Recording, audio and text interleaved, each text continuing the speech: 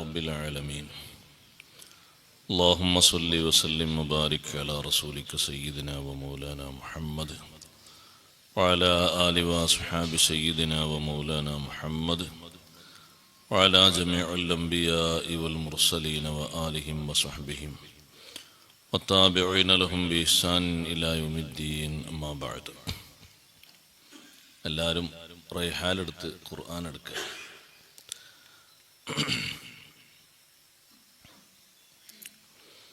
أعوذ بالله من الشيطان الرجيم. بسم الله الرحمن الرحيم. حميم والكتاب المبين إنا أنزلناه في ليلة مباركة إنا كنا منذرين فيها يفرق كل أمر حكيم أمرا من عندنا إنا كنا مرسلين رحمة من ربك إنه هو السميع العليم. صدق الله العلي العظيم. صدق وصدق وبلغ رسوله النبي الكريم ونحن على ذلك من الشاهدين الشاكرين والحمد لله رب العالمين. ബഹുമാനമുള്ള സഹോദരങ്ങളെ, സഹോദരിമാരെ, വിശുദ്ധ ഖുർആനിലെ എല്ലാ ദിവസവും നാം ഓതൽ സുന്നത്തുള്ള സൂറത്തു ദുഖാനാണ് നാം ചർച്ച ആരംഭിക്കുന്നത്. അതിൻ്റെ മഹത്വങ്ങളും ശ്രേഷ്ഠതകളും എല്ലാം സൂറത്ത് പഠിച്ച ശേഷം നമുക്ക് പഠിക്കാം. ആദ്യമായി അതിൻ്റെ വിവരണത്തിലേക്ക് പ്രവേശിക്കുകയാണ്. ഒരുപാട് വിഷയങ്ങൾ എണ്ണി എണ്ണി പഠിപ്പിക്കുന്ന സൂറത്തിൻ്റെ തുടക്കത്തിൽ വിശുദ്ധ ഖുർആനിൻ്റെ അവതരണവുമായി ബന്ധപ്പെട്ട് ഒരുപാട് സവിശേഷതകൾ നിറഞ്ഞ പരിശുദ്ധ ഖുർആനിൻ്റെ അവതരണത്തിൻ്റെ മഹത്വം അള്ളാഹു നമ്മെ പഠിപ്പിക്കുകയാണ്. ഹമീം എന്നാണ് ഒന്നാമത്തെ ആയത്ത്. ബിസ്മില്ലാഹിർ റഹ്മാനിർ റഹീം. ഹമീം. ആ ആയത്തിന് എങ്ങനെ വിശദീകരിച്ചാലും കൊടുക്കാൻ പറ്റിയൊരു അർത്ഥം അല്ലാഹു അഅലമു ബി മുറാദിഹി ബിദാലിക. ഒരുപാട് വ്യാഖ്യാനങ്ങൾ ആ ആയത്തിനുണ്ട്. അതിലൊന്നാണ് സയ്യിദുനാ റസൂലുള്ളാഹി സ്വല്ലല്ലാഹു അലൈഹി വസല്ലം തങ്ങളുടെ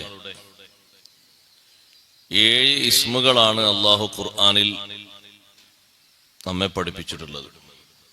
7. ഇന്നല്ലാഹ സമ്മാനി ബിസബഅത്തി അസ്മായി. ഖുർആനിലെ 7 ഇസ്മുകളെ കൊണ്ട് അല്ലാഹു എനിക്ക് പേര് വെച്ചു. അതിൽപ്പെട്ട ഒന്നാണ് ഈ ഹാമീം. അവിടുത്തെ പേരിലും അങ്ങനെ കാണാം നമുക്ക്. ഹാമീം നബി എന്ന പേരുണ്ട്. ഹാമീം, യാസീൻ, ത്വാഹ, അതുപോലെ അഹ്മദ്, മുഹമ്മദ്, മുസമ്മിൽ, മുദ്ദസ്സിർ, ഇങ്ങനെ 7 പേരുകളാണ് വിശുദ്ധ ഖുർആനിലൂടെ അല്ലാഹു തആല എന്നെ പരിചയപ്പെടുത്തിയത് എന്ന് നബി സല്ലല്ലാഹു അലൈഹി വസല്ലം നിങ്ങൾ പറയുന്നുണ്ട്.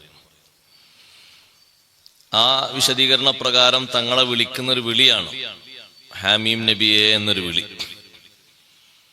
അതല്ല, ഹാഉം മീമും അള്ളാഹുവിന്റെ വസ്ഫുകളുടെ, വിശേഷണങ്ങളുടെ ചുരുക്കപ്പേരായിട്ട് അങ്ങനെ പ്രയോഗിച്ചവരുണ്ട്.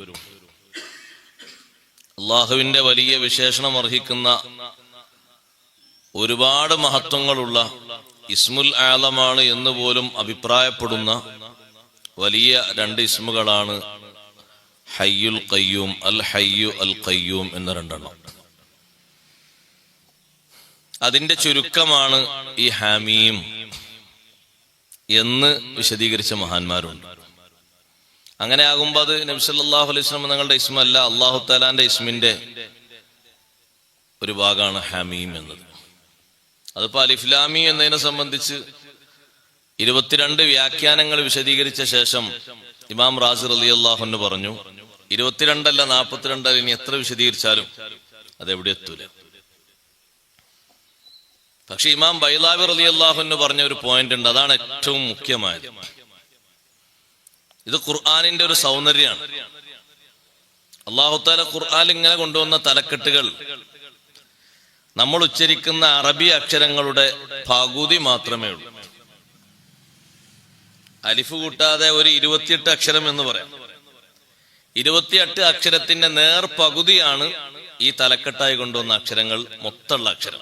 ആവർത്തനം ഒഴിവാക്കുക, ഹാമീൻ തന്നെ ഒരുപാടുണ്ടല്ലോ, അലിഫ് ലാം ഉണ്ട്. മൊത്തം അക്ഷരങ്ങൾ കൂട്ടി നോക്കുമ്പോൾ 14 അക്ഷരങ്ങളേ ഉള്ളൂ. പക്ഷെ അത് കൊണ്ടുവന്നത് ഖുർആനിലെ 114 സൂറത്തിൽ മൊത്തം കൊണ്ടുവന്നിട്ടില്ല.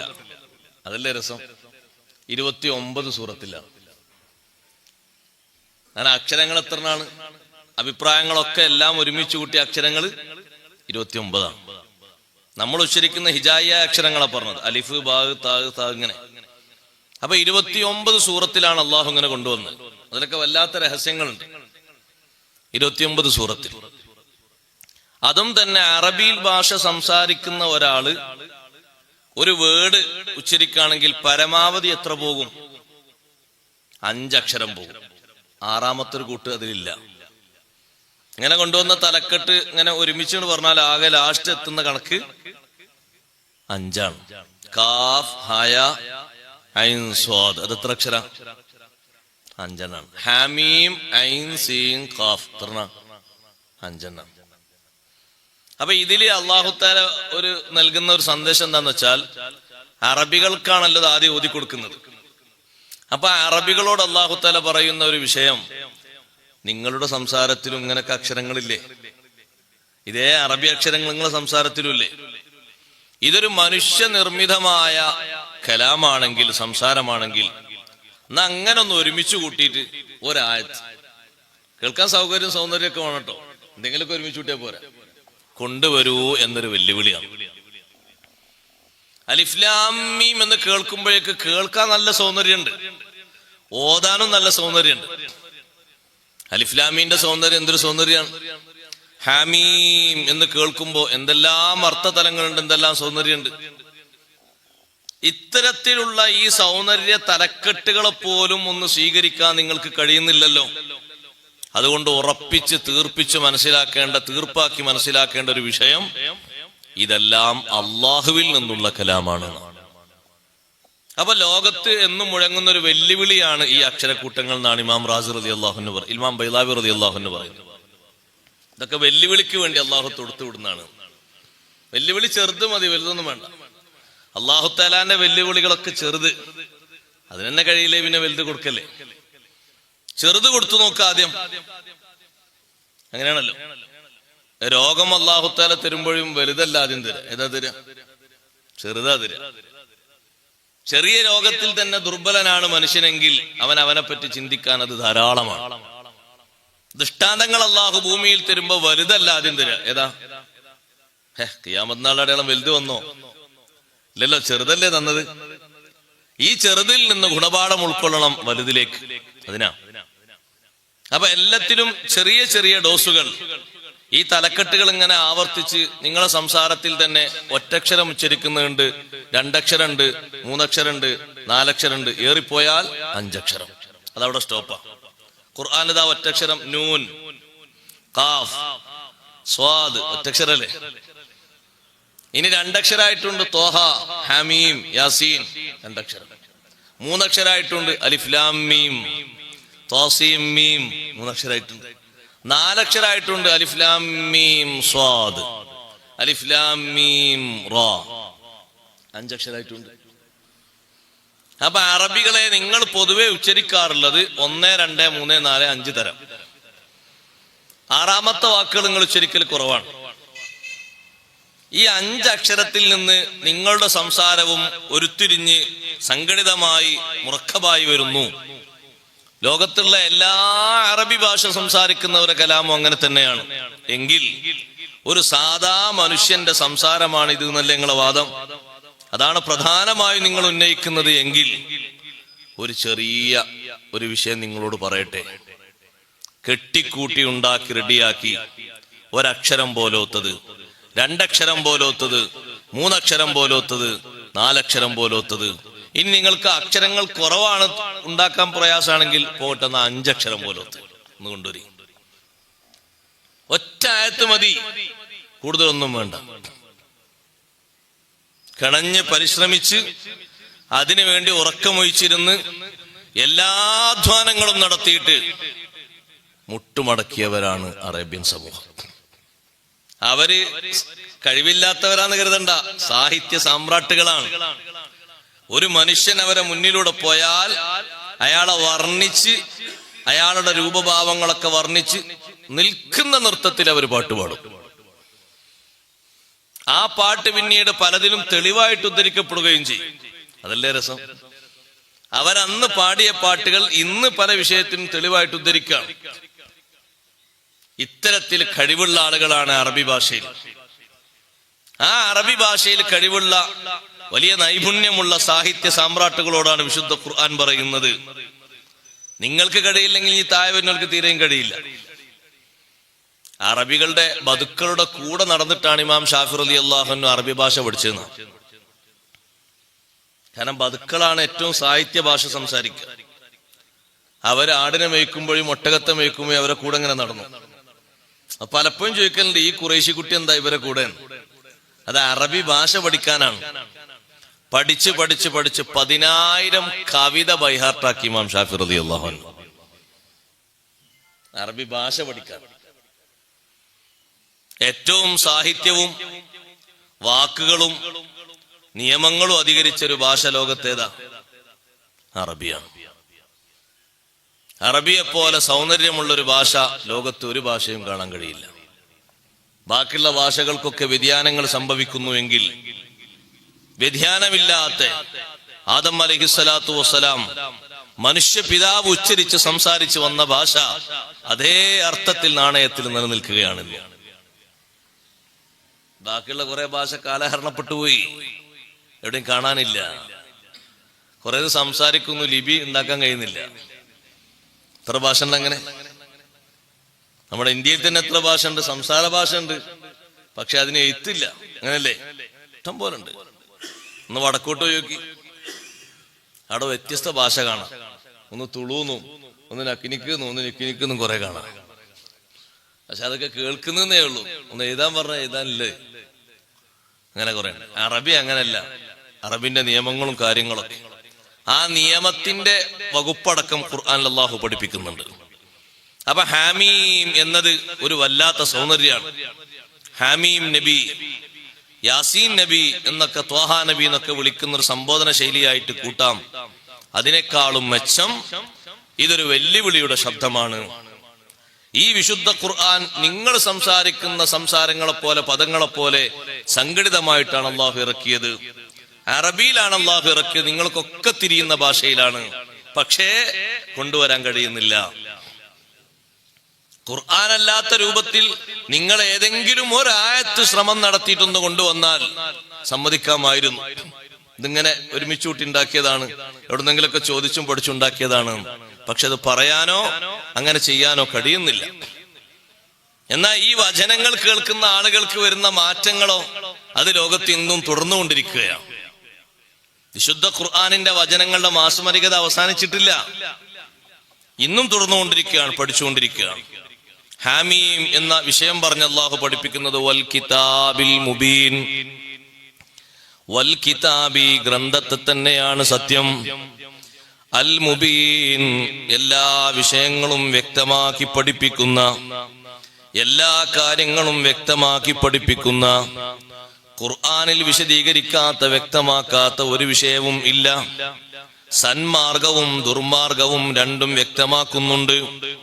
അല്ല, മനുഷ്യനവന്റെ ജീവിതത്തിനും പരലോകത്തിനും ആവശ്യമായ സർവ്വതും വ്യക്തമാക്കുന്നുണ്ട്. ജീവിതത്തിന്റെ വഴികൾ ഖുർആനിൽ അല്ലാഹു വ്യക്തമാക്കുന്നുണ്ടോ? ഉണ്ട്. അതുകൊണ്ടല്ലേ അല്ലാഹു തആല പറയുന്നത് മനുഷ്യന്മാരോട് ഒരു സ്ഥലത്ത് ഇങ്ങനെ ഒരുമിച്ച് കൂടി ഇങ്ങനെ കേന്ദ്രീകരിച്ച് നിൽക്കരുത്. അള്ളാഹു നമ്മളോട് എന്താ പറയണത്? അള്ളാഹുവാണ് നിങ്ങൾക്ക് ഭൂമി സംവിധാനിച്ചത്.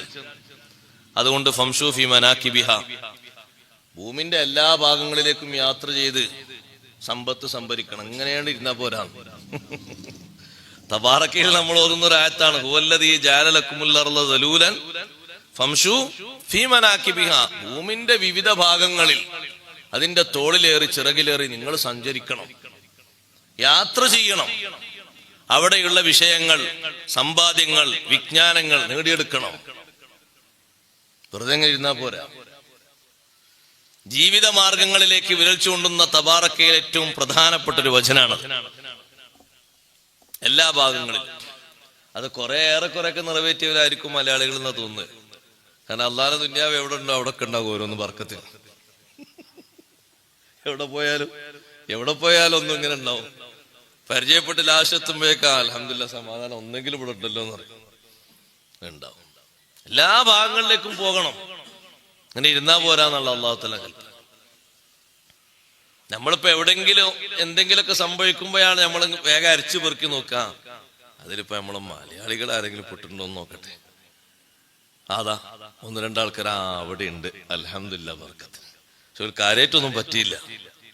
ഒരു നിയന്ത്രിക്കാൻ നേതൃത്വം കൊടുക്കാനൊക്കെ. ഇപ്പൊ അഫ്ഗാനിന്ന് ആൾക്കാരെ കാലിയാക്കുമ്പോൾ ചർച്ച തല്ലായിരുന്നു. അതാണ് എവിടുന്ന് എന്തെങ്കിലും സംഭവിച്ചാലും ഓരോ രാഷ്ട്രവും ചർച്ച ചെയ്യണ നമ്മളെ ആൾക്കാർ, നമ്മളെ നാട്ടിലെ സംസ്ഥാനക്കാർ എവിടെങ്കിലും ഉണ്ടോന്നാ. എല്ലാ ഭാഗങ്ങളിലും. അത് മനുഷ്യനോട് അള്ളാഹുവിന്റെ ഒരു കൽപ്പനയാണ്, ഒതുങ്ങി നിൽക്കരുത്, പോകണം.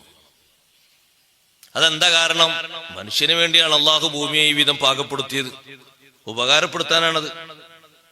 ഇപ്പൊ നിങ്ങൾ നോക്ക്, ഈ നാട്ടിലെ കുറെ ആളുകൾ തമിഴ്നാട്ടിൽ വന്ന് ഏക്കർ കണക്കിന് സ്ഥലം എടുക്കും. കഴിയുന്നവർ എടുത്താൽ മതി കേട്ടോ, കഴിയാത്തവരത് അതിനെ വല്ല വിലക്ക് നിൽക്കരുത്. കഴിയുന്നവർ സ്ഥലം എടുക്കും. എന്നിട്ട് എന്ത് ചെയ്യും? അവർ കൃഷി ഇറക്കി ഇഞ്ചി, അതുപോലെ തന്നെ ഉള്ളി തുടങ്ങി. അതിന് ഒന്ന് രണ്ട് നോട്ടക്കാരെയും ഇവിടുന്ന് അവിടുന്നൊക്കെ കൂടിയിട്ട് അവർ വെക്കും. നല്ല കൃഷി എടുത്ത് 6 മാസം കൊണ്ട് നല്ല കാശുണ്ടാക്കും. ഹലാലാ നിലക്കുള്ള കാശ്. എന്തായാലും കുഴപ്പമുള്ളത്? അവരവിടെ കൃഷി ഇറക്കിയാൽ വേറൊരു ഭാഗത്ത് പോയിട്ട് പിന്നെ അവിടെയും കൃഷി ഇറക്കും. അങ്ങനെ കൂട്ടി നോക്കുമ്പോ ആ 6 മാസത്തിൽ അവർക്ക് ഒരു 6 മാസത്തെ അധ്വാനാണ് അവർക്കെങ്കിൽ അടുത്ത 6 മാസത്തിൽ അവര് വേറെ ഏതെങ്കിലും വകുപ്പുകൾ പ്ലാൻ ചെയ്യും. ജീവിക്കാനുള്ള ജീവിതോപാധികൾ ഇഷ്ടം പോലെ അള്ളാഹു നൽകിയിട്ടുണ്ട്. ഹലാല രൂപത്തിൽ തന്നെ ഒരുപാടുണ്ട്. മനുഷ്യനെ ഉപയോഗപ്പെടുത്തിയാൽ മതിയല്ലോ. ഇതൊക്കെ വിശദീകരിക്കുന്നു വൽ കിതാബിൽ മുബീൻ. ഈ ഖുർആൻ എല്ലാ കാര്യങ്ങളും വെട്ടിത്തുറന്ന് വിശദീകരിക്കുന്ന ഖുർആനാണ്. ഇത് സാധാരണ ഒരു കിതാബല്ല. അൽ മുബീൻ എന്നതിന് ലികുല്ലി മാ യഹ്താജു ഇലൈഹി ഫി അബ്വാബിദ് ദിയാന, മനുഷ്യന് ദീനീപരമായിട്ട് എന്തെല്ലാം വിഷയങ്ങൾ വേണോ, ദുന്യാവോ വേണല്ലോ, അല്ലാതെ നിലക്കൂലല്ലോ, അതിനെല്ലാം അല്ലാഹു തആല വിശദീകരിച്ചിട്ടുണ്ട്. മാർഗങ്ങൾ ഓരോന്നും വിശദീകരിച്ചിട്ടുണ്ട്. നിങ്ങൾ നോക്ക്, ചെറിയ ഒരു വിഷയം മാത്രമല്ല ഈ കണ്ടുപിടുത്തം എന്ന് പറയുന്നത്. മനുഷ്യന് ബുദ്ധി കൊണ്ട് കുറെ ചിന്തിച്ച് കുറെ കാര്യങ്ങൾ ഇങ്ങനെ ഒന്നിന്റെ പിറകെ ഒന്നായി കാര്യങ്ങൾ ഗ്രഹിക്കുന്നതിന് ഏറ്റവും കൂടുതൽ പ്രചോദനം നൽകുന്നത് വിശുദ്ധ ഖുർആനാണ്, അഥവാ സയൻസ്. അതിലേക്ക് മനുഷ്യന്റെ ശ്രദ്ധയെ, ബുദ്ധിയെ തിരിച്ചുവിടുന്നത്. അതുകൊണ്ടാണ് അല്ലാഹു തആല ഖുർആനിൽ സംസാരിക്കുമ്പോൾ പർവ്വതങ്ങൾ, നക്ഷത്രങ്ങൾ, സൂര്യൻ, കപ്പൽ, ഇങ്ങനെ തുടങ്ങി കുറെ വലിയ വിഷയങ്ങൾ ചർച്ച ചെയ്യുമ്പോൾ നമുക്ക് തോന്നും എന്താ ഇപ്പൊ വലിയ വിഷയങ്ങളിലേക്ക്. മനുഷ്യൻ അങ്ങോട്ട് വികസിച്ച് ചിന്തിച്ചു പഠിച്ച് അങ്ങോട്ട് എത്തണം എന്നാണ് അതിന്റെ അർത്ഥം. നമ്മളോടാണ് അല്ലാഹു തആല പറയുന്നത് സഖറ ലക്കും, നിങ്ങൾക്ക് കീഴ്പ്പെടുത്തി തന്നു, അധീനപ്പെടുത്തി തന്നു എന്ന് പറഞ്ഞാൽ നിങ്ങൾക്ക് ഉപയോഗപ്പെടുത്താൻ, പാകപ്പെടുത്താൻ, വർക്ക് ചെയ്യാൻ, ചിന്തിക്കാൻ, പഠിക്കാൻ അതൊക്കെ പറ്റും. സഖറ ലക്കും ശംസ വൽ ഖമറ ദാഇബൈൻ സഖറ ലക്കുമുൽ ലൈല വന്നഹാർ സഖറ ലക്കും മാ ഫിസ് സമാവാതി വമാ ഫിൽ അർളി ജമീഅൻ. മനുഷ്യന് കീഴ്പ്പെടാത്ത, വഴിപ്പെടാത്ത ഒരു ജീവിയുമില്ല. ഒരു വിഷപ്പാമ്പിനെ പിടിച്ച് അതിന്റെ വിഷം എവിടെയാണെന്നും എത്ര ഡിഗ്രി ആണെന്നും അതെങ്ങനെയാണ് ഒഴിവാക്കാൻ പറ്റുകയെന്നും എങ്ങനെയാണത് വന്ന് ഉരുക്കൂടുന്നതെന്നും അതിനെ പിടിച്ച് മനുഷ്യൻ പരിശോധിക്കുകയാണ്. എത്ര വിഷവും എത്ര കൊമ്പുള്ളതിനെയും ഒന്ന് പിടിച്ചൊന്ന് മയക്കി റെഡിയാക്കാൻ മനുഷ്യൻ അള്ളാഹു കഴിവെടുത്തിരിക്കല്ലേ. നിങ്ങൾ കണ്ടില്ലേ എത്ര ആൾക്കാരാണ് പാമ്പിനെ പിടിക്കുന്ന ആൾക്കാർ? എല്ലാ കൂട്ടത്തിലുണ്ടത്. നമ്മൾ കാസർഗോഡ് ചെന്നപ്പോ അവിടെ ഉണ്ട് ഒരു ഉസ്താദ്, ഒരു വലിയൊരു, അയാൾക്ക് അവിടെ ഉണ്ടോന്ന് അറിയില്ല. അയാൾക്ക് എന്തെങ്കിലും തിടുക്കം വന്നാൽ അപ്പൊ പഠിച്ചോനെ ഇന്നിപ്പോ കുറച്ച് പൈസന്റെ ആവശ്യമുണ്ടല്ലോ എന്നാൽ ചിന്തിക്കുമ്പോഴേക്ക് ആരെങ്കിലും വരും, ഒരു പാമ്പുണ്ട് നിങ്ങൾ പിടിച്ചതെന്ന് പറഞ്ഞു. സമർത്ഥമായിട്ട് അയാൾ പാമ്പിനെ പിടിക്കുക, അയാൾക്കൊരു പരിക്ക് കേൾക്കൂല. പക്ഷെ അയാൾക്ക് പെർമിഷൻ ഉണ്ട്. എല്ലാരും അത് പോയി പിടിക്കാൻ പറ്റില്ലല്ലോ. അതിന് ഒരു പഠനം, ഒരു കാര്യം തന്നെ ഉണ്ട്. അയാൾ പോയി അതിന്റെ മട്ടത്തിന് ഭംഗിയായി പിടിക്കും. വലിയ വലിയ മൂർഖൻ പാമ്പുകൾ കാണുമ്പോഴേക്ക് നമ്മളെ കാര്യമൊക്കെ മാറിപ്പോകും. പക്ഷെ അതിനും മനുഷ്യൻ അല്ലാഹുത്തആല കൊടുത്ത കഴിവ് നോക്ക് നിങ്ങൾ. ഏത് രൂപത്തിലാണ് സംവിധാനങ്ങളൊക്കെ. ഇങ്ങനെ തുടങ്ങി മുകളിലൂടെ ആളില്ലാ വിമാനം പറത്തേണ്ടത് എങ്ങനെയാന്നുള്ളത് മനുഷ്യൻ ആലോചിച്ചു. നമ്മളെ നാട്ടിലെ ആൾക്കാരെ പിന്നാലെ ഒരുപാട് ആൾക്കാർ കൂടുന്നവരുണ്ട് കേട്ടോ. ആളില്ലാ വിമാനം പോകാൻ പ്രകാശമാണല്ലോ ആവശ്യം. അതിന് ആ പ്രകാശരശ്മികൾ സ്വീകരിക്കുന്നതിന് പഴയകാല ഉപയോഗ വസ്തുക്കൾ, പാത്രങ്ങൾ തുടങ്ങി വീട്ടിന്റെ ഉള്ളിൽ പുറത്തേക്ക് ഇങ്ങോട്ട് കൂടുതൽ പ്രകടിപ്പിക്കാത്ത രീതിയിൽ അറന്റെ ഉള്ളിൽ വെച്ച പഴയ കാലത്തെ വെള്ളിന്റെയും ചെമ്പിന്റെയും ഒക്കെ പാത്രങ്ങൾ ഉണ്ടാവും. അതിന് ലക്ഷക്കണക്കിന് രൂപ വില പറയും. അതെടുക്കാൻ നടക്കുന്ന നല്ല ഒരു ഏജൻസി നാടിന്റെ പല ഭാഗത്തുണ്ട്. അത് കൊണ്ടുപോയി വിൽപ്പന നടത്തി, ആ വിൽപ്പന നടത്തിയ ആൾക്കാർ മേലോട്ട് വിൽപ്പന നടത്തിയിട്ട് അതിൽ നിന്ന് സ്വീകരിക്കുന്ന പ്രകാശത്തിന്റെ കണികൾ, അതിങ്ങനെ നേരത്തെ നമ്മൾ ലൈറ്റിനോട് ഇങ്ങനെ കാണിച്ചു കൊടുത്ത ലൈറ്റ് വീശായി പോകും. അത്രയും പ്രകാശരശ്മികളുണ്ട് അതിൽ. കാരണം അത് പുറം ലോകത്തെ കണ്ടിട്ടില്ല. അന്നാണെങ്കിൽ വിളക്ക് ഉപയോഗിക്കേണ്ട കാലമാണ്. അപ്പൊ അത് ഉള്ളിൽ ഉപയോഗിച്ച് പിന്നെ അത് പൂട്ടി വെച്ച അറന്റെ ഉള്ളിലാണ്. വൈദ്യുതീകരിക്കാത്ത വീടുകളിൽ, പഴയ കാലത്തെ വീടുകളിലൊക്കെയാണ് അത് കൂടുതലും ഉണ്ടാകുക. അത് സ്വകാര്യമായി കെട്ടിപ്പൊതിഞ്ഞ് രഹസ്യമാക്കി ഭദ്രമാക്കി കൊണ്ടുപോയി വിറ്റ് അതിൽ എത്ര കട്ടിയും കനത്തിലും ഉണ്ടോ അത് നോക്കിയിട്ട് ഇഷ്ടം പോലെ കാശ് ആ രൂപത്തിൽ വാങ്ങാൻ. അങ്ങനെ ഒരു വിമാനം പറത്തുമ്പോ ഒരു രാഷ്ട്രം അതിലൂടെ ലക്ഷ്യമാക്കുന്ന ഒരുപാട് ലക്ഷ്യങ്ങളുണ്ട്. കാരണം ജീവന്റെ അപായങ്ങളൊന്നും ഇല്ലല്ലോ. ആ വിമാനം കൊണ്ട് ഉദ്ദേശിക്കുന്ന കാര്യങ്ങൾ അവർ ഇവിടെ വെച്ച് കൺട്രോൾ ചെയ്യും കൃത്യമായിട്ട്. ഒരു വിമാനം ഇവിടെ നിന്ന് അങ്ങോട്ട് പറന്നുയർന്ന് അങ്ങേ തല എത്തുന്നത് വരെ ഇവിടുന്ന് നോക്കുകയാണല്ലോ അതിന്റെ കണക്ഷനും കാര്യങ്ങളൊക്കെ. ഇതിനൊക്കെ അല്ലാഹു സുബ്ഹാനഹു വ തആല മനുഷ്യന് കൂടുതൽ പ്രചോദനം നൽകിയത് വിശുദ്ധ ഖുർആനിലൂടെ കാര്യങ്ങളൊക്കെ വ്യക്തമാക്കി പഠിപ്പിച്ചു. ഒരുപാട് വിഷയങ്ങളിൽ, ഒന്നു രണ്ടിലുമല്ല, ധാരാളം വിഷയങ്ങളിൽ.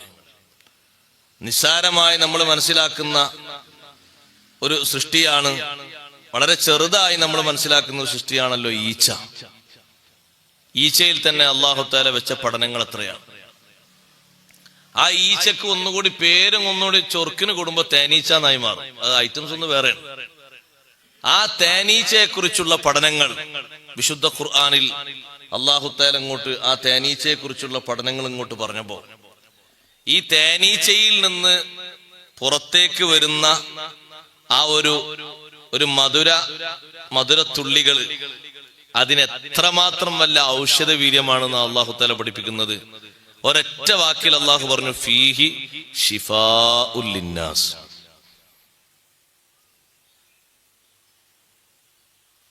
തേനീച്ചയോട് അല്ലാഹു തആല കൊടുത്ത നിർദ്ദേശമാണല്ലോ, അനിത്തഖിദി മിനൽ ജിബാലി ബുയൂതൻ വമിനശ് ശജരി വമിമ്മാ യഅരിശൂൻ. പെർമിഷനാണ്. നീ എല്ലാ സ്ഥലത്തും പോയി കൂട് കെട്ടിക്കും. പർവ്വതങ്ങളില്, മരങ്ങളില്, ആൾക്കാരെ പൊരന്റെ ഭാഗത്ത് ഇങ്ങനെ ഊട്ടിയാട്ട് ഇട്ടിട്ടുണ്ട്. അതിന് അല്ലാഹു കൊടുത്ത പെർമിഷനാണ്.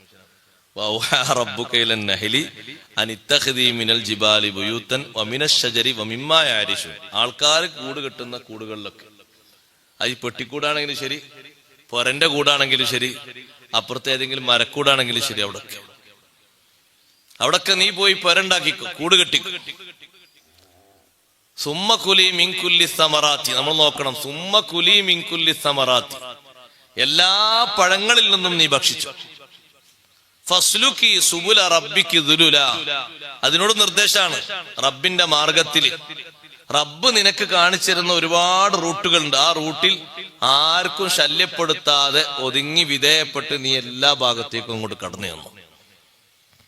യഖ്റുജു മിൻ ബുതൂനിഹാ ശറാബുൻ മുഖ്തലിഫുൻ അൽവാനുഹു ഫീഹി ശിഫാഉൽ ലിന്നാസ്. നിറം വരെ അല്ലാഹു പറഞ്ഞിട്ടുണ്ട്.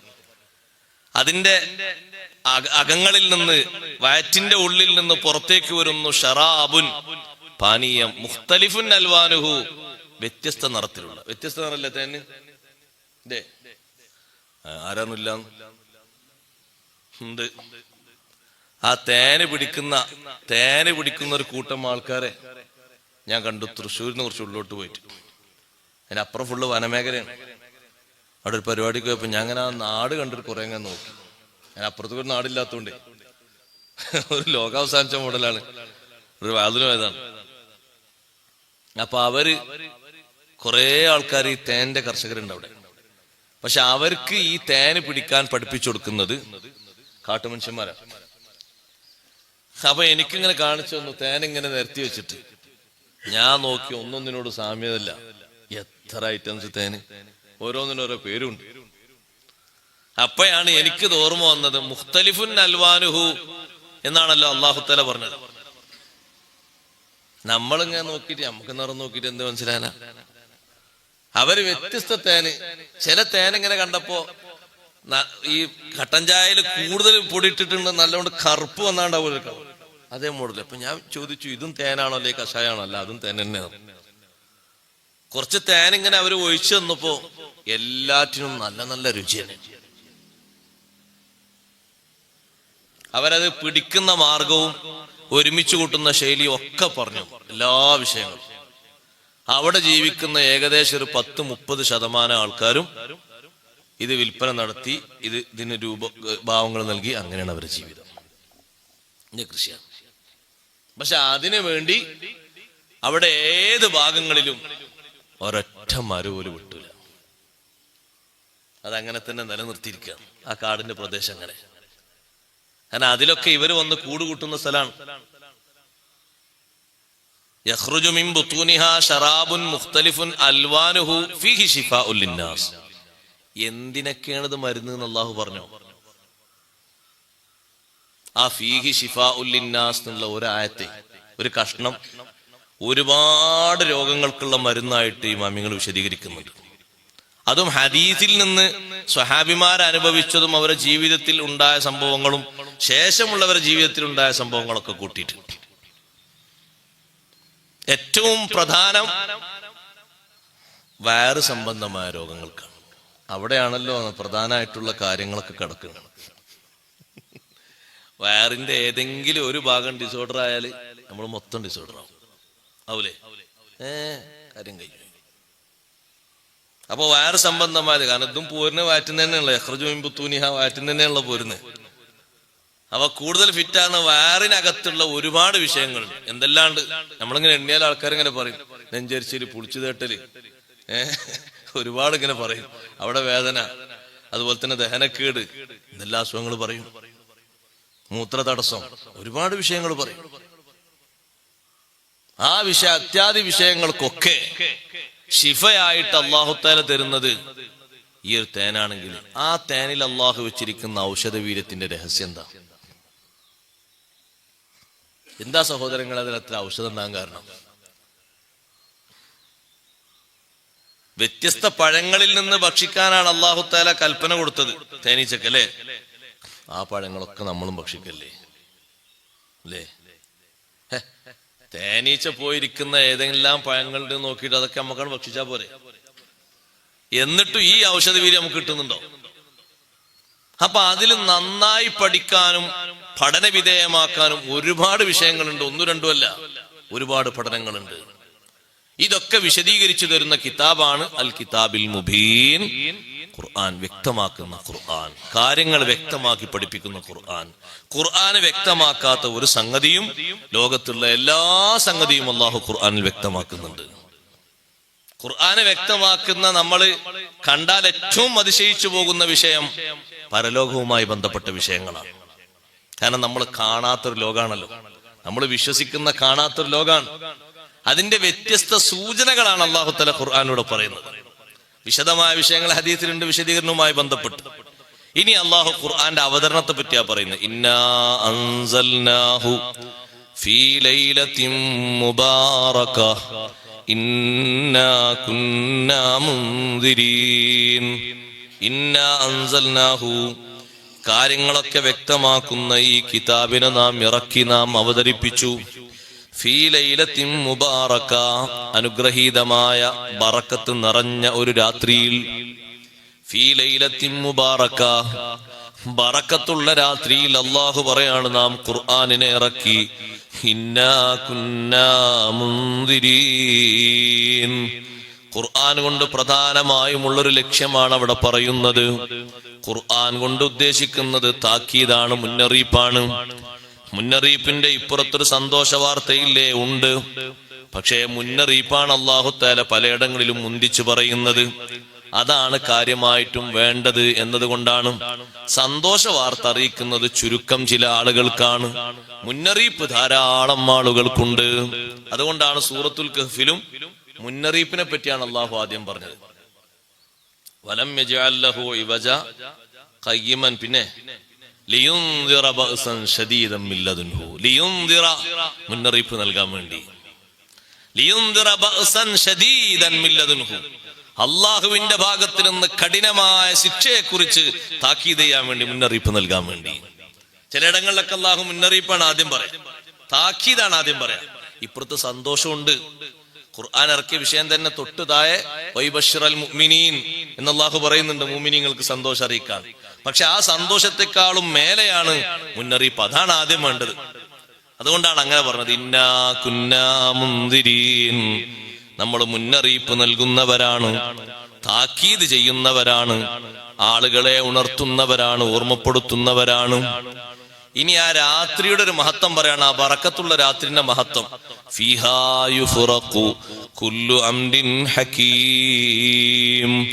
ഫീഹാ, ആ രാത്രിയിൽ, യുഫ്റഖു, വിട്ടുപിരിക്കപ്പെടും, കുല്ലു അംരിൻ ഹകീം, എല്ലാ തീരുമാനിക്കപ്പെട്ട കാര്യങ്ങളെയും, തീരുമാനിക്കപ്പെട്ട കാര്യങ്ങളുടെ പകർപ്പ് കൈമാറ്റം ചെയ്യപ്പെടുന്ന രാവ്. ലൈലത്തുൽ ഖദറാണ് ഇതുകൊണ്ട് ഉദ്ദേശിക്കുന്നത് എന്ന് മഹാന്മാർ പറയുന്നു. എല്ലാ ഖുർആൻ പണ്ഡിതന്മാരും പറയുന്നു, ഖുർആൻ ഇറക്കിയ രാത്രി അത് ലൈലത്തുൽ ഖദറാണ്. ലൈലത്തുൽ ഖദറിൽ അല്ലാഹു തആല ലൗഹുൽ മഹ്ഫൂദിൽ നിന്ന് ഖുർആൻ മൊത്തമായി അല്ലാഹു തആല ഒന്നാം ആകാശത്തിലേക്ക് ബൈത്തുൽ ഇസ്സ എന്ന സ്ഥലത്തേക്ക് അല്ലാഹു ഇറക്കി. അതാണ് ഈ പറയുന്നത്. അവിടുന്ന് പിന്നെ ഘട്ടം ഘട്ടങ്ങളായിട്ട് 23 വർഷത്തിലായിട്ട് ഹബീബ് റസൂലുള്ളാഹി സ്വല്ലല്ലാഹു അലൈഹി വസല്ലം. ഇവിടെ ഒരു കാര്യം മനസ്സിലാക്കണം. ഖുർആൻ അല്ലാഹു എപ്പോ ഇറക്കിയെന്നാ പറഞ്ഞത്? ഫീ ലൈലത്തിൻ. ഖുർആന്റെ അവതരണത്തിന് അല്ലാഹു തെരഞ്ഞെടുത്ത് പകലല്ല, പിന്നെ രാത്രിയാണ്. എന്താ രാത്രിക്ക്? പകലല്ലല്ലോ, പകല. നമ്മളിപ്പോ ഈ ഓതുനൊക്കെ എങ്ങനെ ഇനി കുറച്ച് ചെറിയ സൂറത്തിൽ ഇന്നാ അൻസൽനാഹു ഫീ ലൈലത്തിൽ ഖദറാണ്. ലൈലത്തുൽ ഖദർ എന്നാണ്, രാത്രിയല്ലേ. ഖുർആന്റെ അവതരണത്തിന് അല്ലാഹു തആല തെരഞ്ഞെടുത്ത രാത്രിയാണ്. എന്താ കാരണം? രാത്രി എന്നുള്ളത് സമാനുൽ മുനാജാത്ത്, അല്ലാഹുവുമായി സംഭാഷണം നടത്തുന്നതിന്റെ ഏറ്റവും പ്രധാനപ്പെട്ട ഘട്ടം, സമയം രാത്രിയാണ്. ഏറ്റവും കൂടുതൽ റഹ്മത്ത് വർഷിക്കുന്നത്, അല്ലാഹു തആലാന്റെ ഭാഗത്തുനിന്ന് കാരുണ്യങ്ങൾ വർഷിക്കുന്നത്, ബഹുമാനങ്ങൾ ഇറങ്ങുന്നത് ഒക്കെ രാത്രിയാണ്. അതുകൊണ്ടാണ് ചില മഹാന്മാരൊക്കെ, ഭരണാധികാരികളിൽപ്പെട്ട ചില മഹാന്മാരടക്കം രാത്രി വിസിറ്റേഴ്സിന് പ്രവേശനമില്ല, അങ്ങനെ പറഞ്ഞവരും. ബഹുമാനപ്പെട്ട ഉമർ ബിൻ ഖത്താബ് റളിയല്ലാഹു അൻഹു ഹിംസിലേക്ക് അയച്ച, ഗവർണറായി പറഞ്ഞയച്ച മഹാനാണ് ബഹുമാനപ്പെട്ട സഈദ് ബിൻ സെയ്ദ് റളിയല്ലാഹു അൻഹു. രാത്രി കതക് തുറക്കൂല, ആരും ഒന്ന് മുട്ടിയാൽ. അപ്പൊ ഖലീഫിനോട് പരാതി പറഞ്ഞ കൂട്ടത്തിൽ ഒരു പരാതിയായിരുന്നു അത്. നിങ്ങളെ ഗവർണറെ പറ്റി എന്തെങ്കിലും പറയാണ്ടെന്ന് വെച്ചപ്പോ പറയാണ്ട്, ഒന്ന്, രാത്രി അദ്ദേഹം കതക് തുറക്കൂലെന്നോ, ഇശാസ്കാരം കഴിഞ്ഞ് വന്ന് കയറിയ പിന്നെ സുബഹി വരെ വിളിച്ച വാതിൽ തുറക്കൂല. ഇപ്പം റളിയല്ലാഹു അൻഹു ഭരണാധികാരി ആകുമ്പോ വാതിൽ തുറക്കണല്ലോ അല്ലേ? നമ്മൾ പൊതുവെ പറയില്ലേ, ഈ ഡോക്ടർമാരും അതുപോലെ തന്നെ ഉസ്താദ്മാരൊക്കെ രാത്രി ചിലപ്പോഴൊക്കെ സാഹസപ്പെടേണ്ടി വരും, ബുദ്ധിമുട്ടേണ്ടി വരും. എപ്പോഴാ മുട്ടണ അപ്പൊ പോകേണ്ടി വരും. പല കാര്യങ്ങൾക്ക് വേണ്ടി ഡോക്ടർമാരൊക്കെ ഒരു വലിയ ഹിദമത്താണ് ചെയ്യുന്നത്. ഓരോ വാതിൽ രാത്രി പോയി മുട്ടും, 2 മണിക്ക് മുട്ടും. 1 മണിക്ക് ഒരാൾ മുട്ടി, അയാളെ നോക്കി കുറച്ചെണ്ണം കഴിഞ്ഞ് നല്ല ഉറക്കിങ്ങനെ വന്ന് 2:30 പിന്നെയും മുട്ടിയാണ്. അങ്ങനൊക്കെ മുട്ടി വരും. ഡോക്ടർ ആകുമ്പോൾ അയാൾ ആശ്രയിക്കുമ്പോ അങ്ങനല്ലേ. അപ്പൊ ഈ രാത്രി സമയത്ത് എന്താ നിങ്ങൾ പുറത്തു വരാത്തത് എന്ന് സയ്യിദ് ഇബ്നു സയ്യിദ് റളിയല്ലാഹുവിനോട് ചോദിച്ചപ്പോ മഹാൻ പറഞ്ഞു, ആരും അറിയരുത് എന്നായിരുന്നു എന്റെ ധാരണ. ഖലീഫ ചോദിച്ചതുകൊണ്ട്, ജനങ്ങളെ മുന്നിൽ വെച്ച് ചോദിച്ചുകൊണ്ട് പറയാതിരിക്കാൻ മാർഗമില്ലല്ലോ, അതുകൊണ്ട് പറയട്ടെ. രാത്രി മുഴുവനായിട്ടും ഞാൻ ഇബാദത്തിന് വേണ്ടി നീക്കി വെച്ചത് കൊണ്ടാണ് ആളുകളിലേക്ക് വരാത്തത്. എനിക്കൊരുപാട് കാര്യങ്ങൾ രാത്രി ചെയ്യാനുണ്ട്. ആ ഒരു വിഷയമുള്ളത് കൊണ്ടാണ് ഞാൻ കഥ കിടക്കുന്നത്. അപ്പൊ ഉമർ റളിയല്ലാഹു അൻഹു പറഞ്ഞു, അൽഹംദുലില്ലാ, എന്റെ ധാരണ അള്ളാഹു തിരുത്തിയിട്ടില്ല. ഞാനും ധരിച്ച് നിങ്ങളെ പറ്റി അങ്ങനെയാണ്. ഞാൻ എന്റെ പകല് മുഴുവനും ആളുകൾക്ക് വേണ്ടി ഒഴിഞ്ഞു വെക്കുന്നുണ്ട്. എന്റെ പകലിൽ എന്റെ ഫർദ് നിസ്കാരം സുന്നത്ത് നിസ്കാരം ഇല്ലാത്ത ബാക്കി ടൈം മുഴുവനും ജനങ്ങൾക്ക് വേണ്ടിയാണല്ലോ. അപ്പൊ അള്ളാഹുവിലേക്ക് തിരിയാൻ എനിക്കൊരു ടൈം വേണ്ടേ? എല്ലാം ഫറാഗായിട്ടൊക്കെ ഒഴിഞ്ഞു ഒരു ഒഴിഞ്ഞ മനസ്സോടെ, മനസാന്നിധ്യത്തോടെ അള്ളാഹുവിലേക്ക് തിരിയാൻ ഒരു നേരം വേണ്ടേ? അതിനു വേണ്ടി രാത്രി വെച്ചതാണ്. അതാണ് തുറക്കാത്തത്. ചില അടിമകളെ ചരിത്രത്തിൽ കാണാം, രാത്രി ജോലി തരാതിരിക്കുകയാണെങ്കിൽ നിങ്ങളെ അടിമയായിട്ട് ഞാൻ വരാം, പകലെത്രയും ജോലി എടുപ്പിച്ചോളി. അടിമകൾ എന്ന് പറഞ്ഞാൽ 24 മണിക്കൂർ എപ്പോഴും കൽപ്പിക്കാം, എപ്പോഴും പോകാം, എപ്പോഴും ഉത്തരവ് വരാം, ആ രീതിയിലാണ്. പക്ഷെ രാത്രിയിൽ അങ്ങനെ പ്രത്യേകം കാര്യങ്ങളൊന്നും നിർദ്ദേശിക്കരുത് എന്ന് ഷർത്ത് വെച്ച് വന്ന ഒരു അടിമ, എന്താ ഇപ്പൊ രാത്രി ആളോ ഒരു പണിയും പറയരുത് എന്ന് പറയാൻ കാരണം? എന്ന് രാത്രി നിങ്ങൾ എന്നെ നോക്കരുത്, എന്നെ വിളിക്കരുത്, എന്നെ വീക്ഷിക്കരുത്. അപ്പൊ അയാളെ റൂമിലേക്ക് സയ്യിദ് ഇങ്ങനെ എത്തി നോക്കുന്ന സമയത്ത് ആ റൂമിൽ വല്ലാത്ത ഒരു വെളിച്ചങ്ങനെ മേലോട്ട് മുട്ടി നിൽക്കുന്നത് കാണുന്നു. രാത്രി അങ്ങോട്ട് പ്രവേശിക്കരുത് എന്നാണ് അടിമന്റെ കൽപ്പന. കതക് പതുക്കെ ഇങ്ങനെ തുറന്നു കണ്ടപ്പോ കണ്ടതാണ്. ഇതേ കാഴ്ച ഭാര്യയെയും വിളിച്ച് അയാൾ കാണിച്ചു കൊടുത്തു. നോക്ക്, എന്താണ് ഇപ്പൊ കാണുന്നത്? അപ്പൊ ഭാര്യ പറഞ്ഞു, അയാൾ ഒരു നിലക്കും നമ്മളെ അടിമയാക്കി വെക്കാൻ പറ്റൂല, നമ്മൾ വിചാരിച്ച ആളല്ലത്. രാത്രി നിങ്ങളോട് ഒരു എക്സ്ക്യൂസ് ചോദിച്ചത് ഞാൻ വിചാരിച്ച ആൾ ഉറങ്ങാനായിരിക്കും. അപ്പൊ സയ്യിദ് പറഞ്ഞു, യജമാനൻ ഞാനും വിചാരിച്ച് ഉറങ്ങാനായിരിക്കുന്ന, പക്ഷെ ഇത് ഉറങ്ങണ പരിപാടി ഇല്ലല്ലോ. എന്താണ് കാണുന്നത്? അയാള് സുജൂദിലും റുക്കൂയിലൊക്കെ പോകുന്ന ആ സ്ഥലത്തുനിന്ന് ഒരു വല്ലാത്ത പ്രകാശം ഇങ്ങനെ മേലോട്ട് അങ്ങനെ നീണ്ടു കിടക്കാണ്. അതാണ് ഇവര് ഇരുട്ടുള്ള റൂമിൽ അവർ കാണുന്ന വെളിച്ചം കണ്ടിട്ടാണ് അവർ നോക്കുന്നതിനെ. അങ്ങനെ പിറ്റേന്ന് അദ്ദേഹത്തെ വിളിച്ചു. അടിമത്തത്തിൽ നിന്ന് മോചിപ്പിച്ച് പറഞ്ഞേക്കുന്ന സമയത്ത് അയാളെ കണ്ടീഷൻ എന്താണെന്നറിയാം? എന്നിൽ നിന്ന് നിങ്ങൾ വല്ലതും കണ്ടെങ്കിൽ ഒരാളോട് പറയരുത് എന്നാണ്. നിങ്ങൾ ആരിലേക്കെങ്കിലും എന്റെ വല്ല വിവരങ്ങളും നിങ്ങൾ നൽകുന്ന പക്ഷം എനിക്ക് ഈ ദുനിയാവ് വിട്ട് പോകേണ്ടി വരും. അവരല്ലാഹുമായിട്ടുള്ള ഒരു അടുപ്പം അങ്ങനെയാണ്. അതാരാ? ഇത് സാധാരണ അടിമയെ ഞാൻ ഈ പറയുന്നത്. പക്ഷെ അവരൊക്കെ തെരഞ്ഞെടുത്ത ഒരു നേരമുണ്ട്, ഇബാദത്തിന് വേണ്ടി അവർ കാത്തു കഴിഞ്ഞൊരു സമയമുണ്ട്. അത് രാത്രിയാണ്. ഇബാദത്തുകളെ കൂട്ടത്തിൽ നല്ല നല്ല ബന്ധമുള്ള നല്ല നല്ല പ്രത്യേകതയുള്ള ഇബാദത്തും അല്ലാഹു തആല വെച്ചിരിക്കുന്നത് രാത്രിയിലാണ്. നിസ്കാരങ്ങളെ കൂട്ടത്തിൽ ജുമുഅ കഴിഞ്ഞാൽ ഏറ്റവും, ജുമുഅക്ക് പിന്നെ ജമാഅത്തും മറ്റു പല വിഷയങ്ങളുമായി ബന്ധപ്പെട്ടിട്ടാണ് ഇതിന് മഹത്വം കൂടുതൽ. ഏറ്റവും ബന്ധമുള്ള ഏറ്റവും ഷറഫുള്ള നിസ്കാരം രാത്രിയിലല്ലേ? സുബഹി പകല്ല, അത് ശരി, സുബിയാമത്തിന് പകല, സുബഹി രാത്രിയിലാണ്. ഇശാപ്പയ നീണ്ട് നിസ്കരിക്കാൻ പറ്റിയ നിസ്കാരമാണല്ലോ ഇശ, രാത്രിയാണ്. തറാവീഹ് തന്ന് പകലാണെങ്കിലേ പള്ളിയിലൊക്കെ എത്ര ആള് കൂടുന്നു, പള്ളി കണക്കന്നെ. പക്ഷെ രാത്രിയിലാണ് അള്ളാഹു തന്നത്. കാരണം ആ തറാവീഹിന്റെ സൗന്ദര്യം ഏറ്റവും കൂടുതൽ ജ്വലിച്ചു നിൽക്കുന്നത് രാത്രിയിലാണ്. സുന്നത്തസ്കാരങ്ങളിൽ വിത്ർ രാത്രിയാണല്ലോ. കണക്കില്ലാത്ത ഷറഫ് പറഞ്ഞ നിസ്കാരമാണ് തഹജ്ജുദ്. അതെപ്പോഴാ? രാത്രിയാണ്. മുത്തുനബി സല്ലല്ലാഹു അലൈഹി വസല്ലം തങ്ങൾക്ക് അല്ലാഹു തആല മഖാമും മഹ്മൂദ് ഓഫർ ചെയ്തിട്ട് നൽകിയൊരു സുന്നത്തസ്കാരമാണ് തഹജ്ജുദ്. മഖാമും മഹ്മൂദ് എന്ന് പറഞ്ഞാൽ ഇവിടെ കിട്ടുന്ന ഒരു അധികാരം ഒരു സ്ഥാനം പോലെയല്ല. മഖാമും മഹ്മൂദിൽ ഹബീബ് സല്ലല്ലാഹു അലൈഹി വസല്ലം നിങ്ങൾ കയറി നിൽക്കുമ്പോ അത് ആഗ്രഹിക്കാത്ത ഒരൊറ്റ നേതാവ് ഉണ്ടാകൂല.